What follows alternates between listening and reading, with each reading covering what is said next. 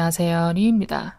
비디오 에피소드를 예전부터 하고 싶었는데 좀 특별하게 하고 싶었어요. 집에서 하는 거 말고 좀 색다른 공간에서 하면 어떨까, 스타트를. 그래서 이렇게 여행 온 김에 한번 해봐야겠다 생각을 했습니다. 뭐 별다른 그런 배경은 아니지만 현재 저는 베가스에 있고요. 뉴욕에서 도메스틱을 타고 서부로 넘어왔습니다. 베가스는 두 번째 방문이고요. 지금 미국 자체가 5년 만에 재방문이에요. 5년이나 걸릴 줄은 꿈에도 몰랐습니다. 그때 저는 무조건 내년에 다시 와야겠다. 그렇게 될 줄 알았어요. 뭐 1년에 한 번 오는 게 어려울까? 그렇게 생각했는데 쉽지 않더라고요. 일단 미국 다녀온 후에 계속 이탈리아를 연속으로 방문하면서 미국은 좀 우선순위에서 밀려났고, 이런 장거리 여행 같은 경우는 1년에 2번 가긴 힘들죠, 솔직히 말하면. 일을 하면서 한 번 가는 것도 어려운데 2번은 힘들죠. 그래서 항상 마음속엔 있었는데 미국이 미뤄졌죠. 이런저런 이유로. 또 여행이란 게 항상 둘 중 하나입니다. 시간이 있으면 돈이 없고 돈이 있으면 시간이 없고 항상 그래요. 어쨌든 5년 만에 다시 미국을 왔어요. 왜 왔냐?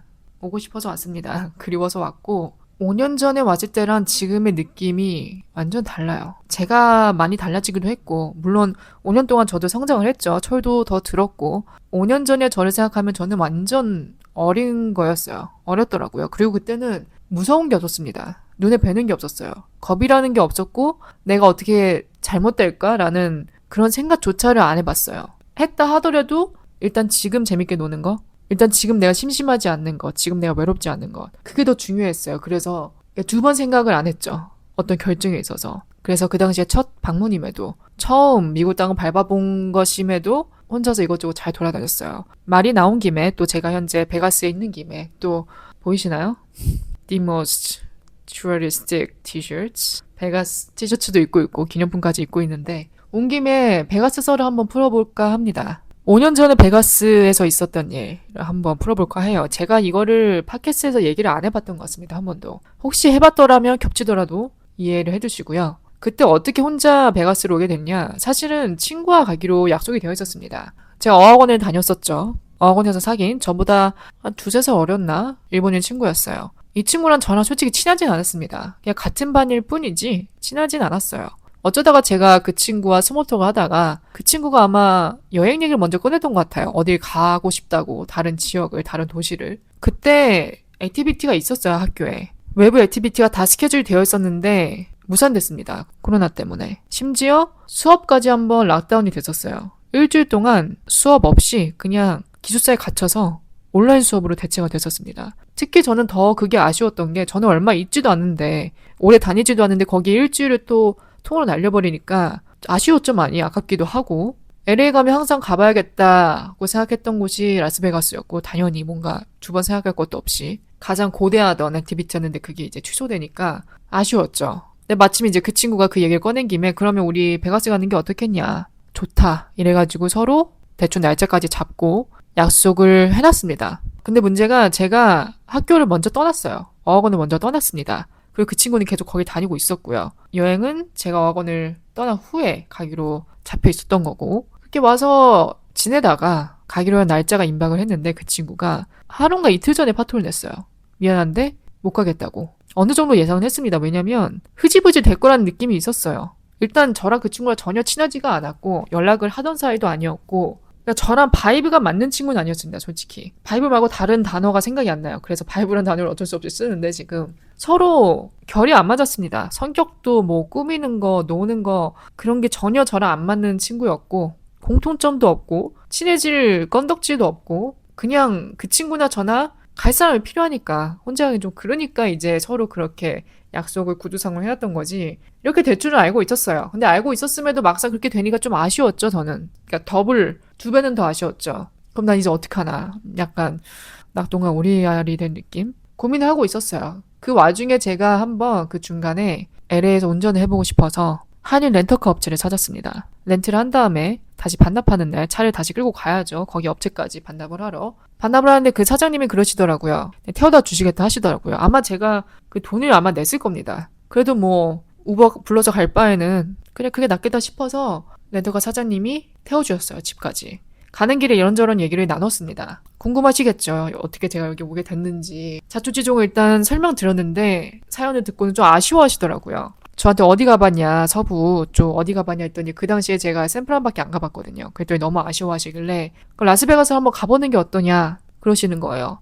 혼자 가도 되게 재밌게 잘 놀 것 같으니까 한번 가보는 게 어떻겠냐, 시간이 너무 아깝지 않냐 그러시면서 베가스에서 할 수 있는 여러 가지 액티비티 혹은 뭐 투어 그런 것들을 소개를 시켜주시더라고요. 이 홈페이지 들어가면 이런 게 있으니까 한번 알아봐라.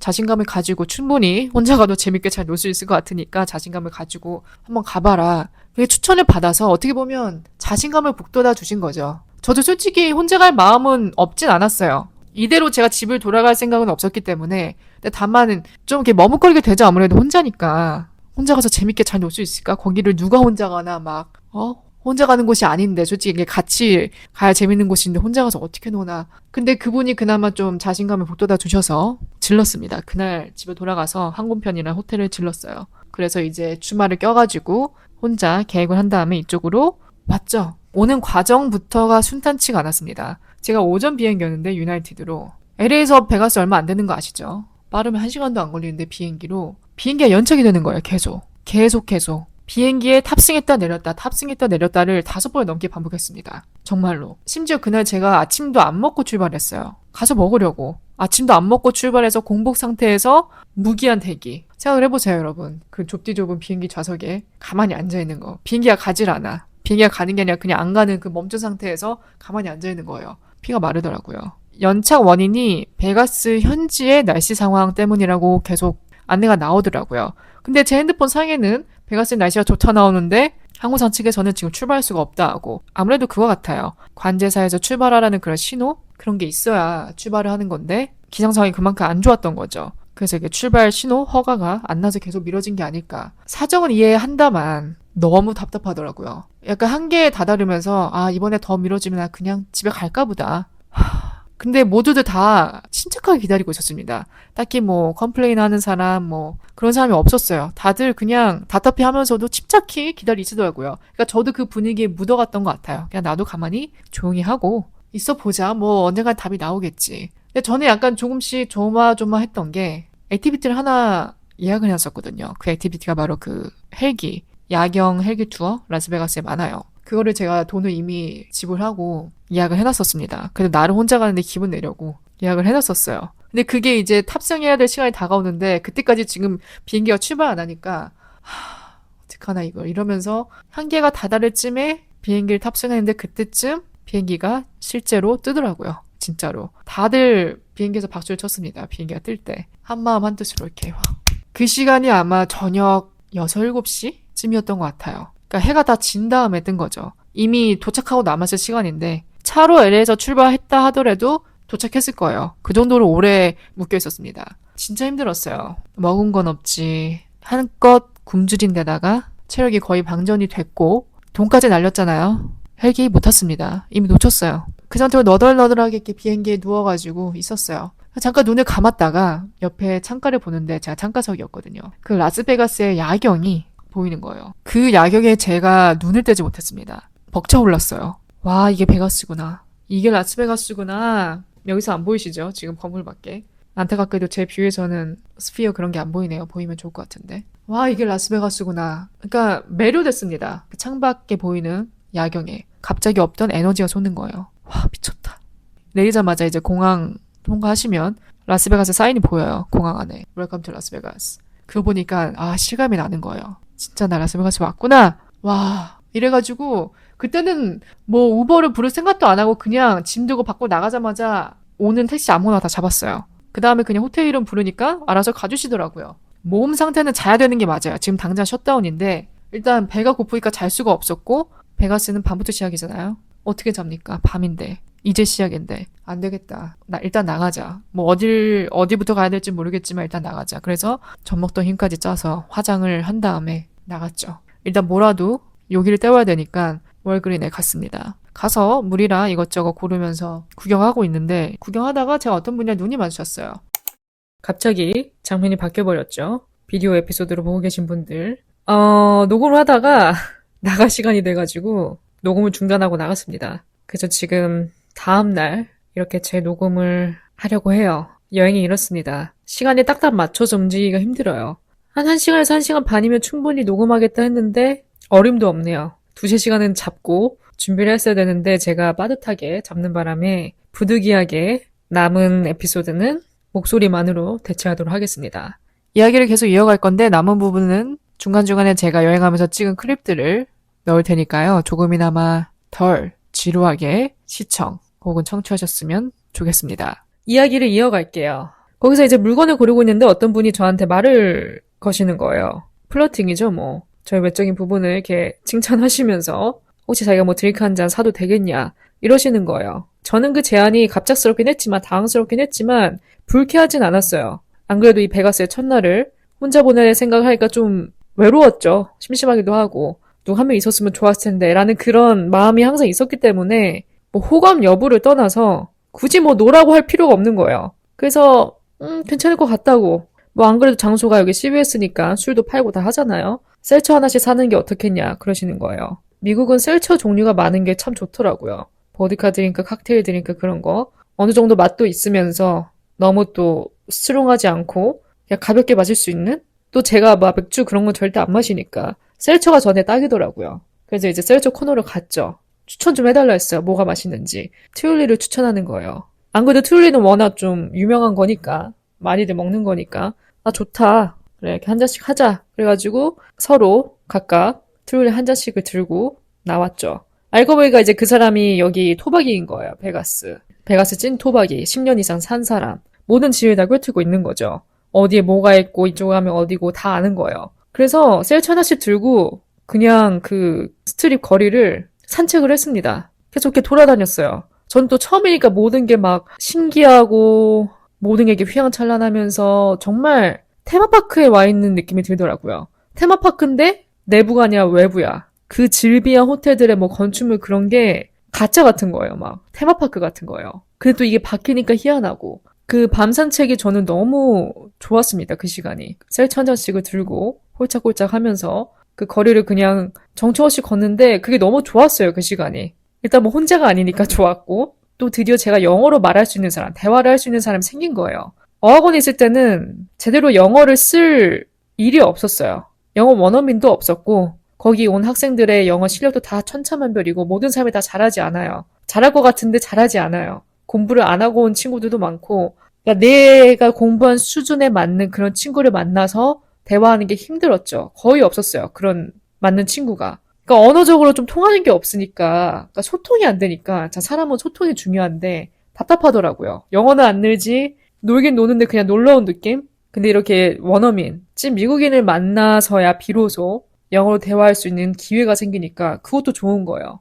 거닐다가 베가스에 왔으면 갬블링 한 번은 해야죠. 안 그래도 저도 해보고 싶었습니다. 그래서 제가 이 친구한테 한번 해보고 싶다. 갬블링 한번 해야 되지 않나? 그랬더니 그럼 플라밍고로 가자는 거야. 플라밍고 호텔로. 뭐 거기가 자리가 좋은지 안 좋은지 모르겠죠. 하여튼 뭐 글로 가자 하더라고요. 그래서 거기로 갔어요. 솔직히 뭐 슬롯머신이 다 똑같아요. 제 눈에는. 뭐가 뭔지 모르겠어요. 뭐가 좋은 건지 안 좋은 건지 뭐가 하이리밋인지 아닌지 저는 그런 거에 개념도 전혀 없고 하는 법도 모르고 그냥 둘러보다가 꽂히는 자리에 앉았어요. 그랬더니 이 친구가 럭키 20 이러는 거예요. 첫 판에 20불 걸어봐. 럭키 20다. 이러는 거예요. 그래서 좋다. 20불 걸었죠. 돈을 넣은 다음에 그냥 나오는 대로 계속 탭을 하는데 희한하게 계속 올라가는 거예요. 돈이. 처음에는 뭐가 뭔지 몰라가지고 그냥 이게 잘 되고 있는 건지 아닌지 그것도 모르면서 그냥 누르는데 계속 화면이 할수록 올라가는 거예요. 중간에 이렇게 잃다가도 또 올라가고 잃다가도 또 보너스 이런 게 터져서 올라가고 초반에는 잃었다 벌었다 이렇게 엎치락 뒤치락 하면서 가다가 나중에는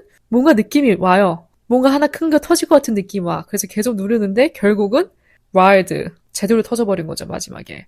재파 터지면 그 막 캐시가 떨어지는 소리가 나면서 엄청 크게 나오죠. 화면에서도 막 코인들이 막 쏟아져 나오고 엄청 드라마틱하게 되잖아요. 그 슬롯머신이. 그게 터지는 거예요. 그래서 결국 제가 240불을 땄습니다. 12배인가요? 12배 뻥튀기인가요? 20불이 240불이 된 거예요. 믿기지가 않는 거예요. 첫 판이 어떻게 이럴 수 있지? 또 그러면서 동시에 드는 생각이 아 내가 오늘 하루 동안 고생한 그 모든 것을 다 청산받는 느낌이었어요. 당일날 아침부터 일이 꼬일 대로 꼬였잖아요. 비행기 거의 뭐 7, 8시간 지연되고 굶주리고 10만 원 주고 투어 예약한 거 다 취소되고 날아가고 그러니까 이런 거밖에 없었어요. 그날 하루. 뭐 하나 되는 일이 없었는데 이렇게 마지막에 잭팟으로 보상받는 느낌? 물론 이제 마스터들한테는 이 금액이 별거 아니겠지만 저한테는 큰 거였거든요. 그리고 전혀 기대를 안 했습니다. 이래서 사람은 기대를 하면 안 돼요. 딸 거라는 생각을 전혀 못 했는데 본의 아니게 원샷을 제대로 따는 그 순간에 오늘 고생한 거 다 보상받았다. 다 청산했다. 이걸로 싹 씻겨 내려가는 느낌인 거예요. 꽉 막혔던 그 무언가가 확 풀리는 느낌. 정체됐던 게 풀리는 느낌. 이게 사는 거지. 그러니까 사람 인생이 나쁜 일만 있지 않구나. 나쁜 일 있으면 또 좋은 일도 있고 하는구나. 굳이 비유를 하자면 그랬습니다. 그래서 그 베가스의 첫날은 잊지 못할 거예요. 도파민이 막 터졌던 날이라서 아직도 그 여운이 남아있어요. 어떻게 보면 그 여운이 또 오늘의 이 자리로 이끌어주지 않았나. 베가스는 좀 호불호가 갈리는 도시인 것 같아요. 좋다는 사람도 많이 봤고 또 별로라는 사람도 많이 봤는데 아무래도 너무 이게 막 북적북적하고 좀 정신없는 거 안 좋아하는 사람들은 불호일 수도 있겠다 싶더라고요. 근데 저한테는 바이브가 너무 잘 맞았어요. 저는 일단 이런 화려한 느낌을 좋아하고 저같이 막 여기저기 이렇게 구석구석 돌아다니는 거 안 좋아하는 사람, 그냥 딱히 정해진 이 구역 안에서 다 해결할 수 있는 그런 걸 좋아하는 사람에겐 딱이에요. 특히 이 스트립은 여기 안에서 다 해결할 수 있잖아요. 또 베가스가 가진 가장 큰 매력은 계획이 필요가 없어요. 계획할 게 하나도 없어요. 제 구글맵 일정 보면 뉴욕은 꽉 차 있는데 베가스는 아예 목록조차 없습니다. 카테고리조차 없어요. 그냥 나 12시 1시까지 막 늦잠 잔 다음에 늘어지게 잔 다음에 일어나서 슬슬 뭐 브런치 겸 아침 겸 점심으로 뭐 먹을지 하면서 이렇게 슬슬 기어 나가요. 그렇게 한 끼 먹고 다시 돌아와서 좀 쉬다가 뭐 화장 좀 고치고 쇼핑하러 가. 쇼핑하다가 또 다시 집 나러 와야 되죠.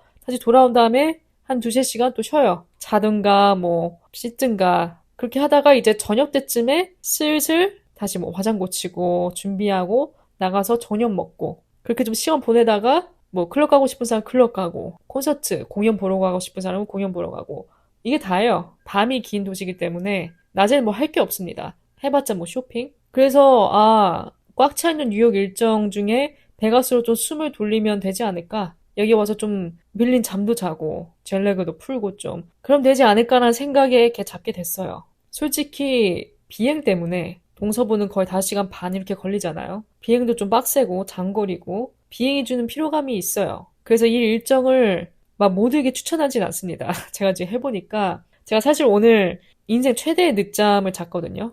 자고 있는데 누가 문을 막 두들겨요. 눌러서 깨보니까 하우스키핑인 거예요. 시계를 봤어요. 3시 반인 거예요. 전 살면서 3시 반까지 자본 적이 없는데 이게 여기서 가능하네요. 그래서 이런 인텐스한 일정을 막 모두에게 추천하지 않습니다. 저도 이렇게 경험하면서 깨닫게 되네요. 말 나온 김에 베가스 추천 장소? 팁? 그런 걸 몇 가지 한번 언급을 해볼까 해요. 저도 막 자주 와본 건 아니라서 잘 모르지만 베가스 오시면 다운타운은 꼭 가보시길 바래요. 스트립이 좀 지겨울 수가 있어요. 계속 여기 있다 보면은 여기 별거 없거든요. 스트립에 계속 있다 보면 좀 질릴 수 있습니다. 그리고 몇 번 이렇게 왔다 갔다 하다 보면 다 위치가 어느 정도 파악이 돼요. 그래서 좀 스트립이 지겨우신 분들은 다운타운 한번 꼭 가보시기 바랍니다. 다운타운은 좀 더 이제 구간이 짧아요. 짧고 좀 밀집되어 있는 느낌? 로컬 느낌이 좀 강합니다. 드라이브 하면서 가시다 보면 로컬 느낌이 훨씬 더 잘 나요. 그리고 이 다운타운에 썰카라는 카지노가 있습니다. 이 현지인 픽으로 한번 가봤는데 여기가 코로나 때 생겼는데 그때 엄청 사람이 많았다 해요. 항상 뭐 오픈빨이잖아요. 어디든. 그때는 막 그랜드 오프닝이라서 사람도 엄청 많고 그랬는데 이번에 가니까 좀 많이 허전하더라고요. 널널하긴 한데 제가 가본 호텔 카지노? 그런 걸 통틀어서 썰카가 저는 가장 재밌었습니다. 썰카 리조트에 가시면 썰카 스포츠북이라고 세계 최대 규모의 스포츠북이 하나 있어요. 그러니까 3층짜리 초대형 스크린이 있습니다. 막 가시면 무슨 월스트리트 그런 것처럼 초대형 스크린이 나눠져서 있어요. 그래서 한쪽에는 뭐 스포츠 경기 나오고 한쪽에는 뉴스 나오고 대형 영화관? 내온 느낌이 납니다. 3층짜리로 돼 있어요. 그래서 좌석도 정말 많아요. 1층부터 3층까지. 거기에 소파에 VIP 박스에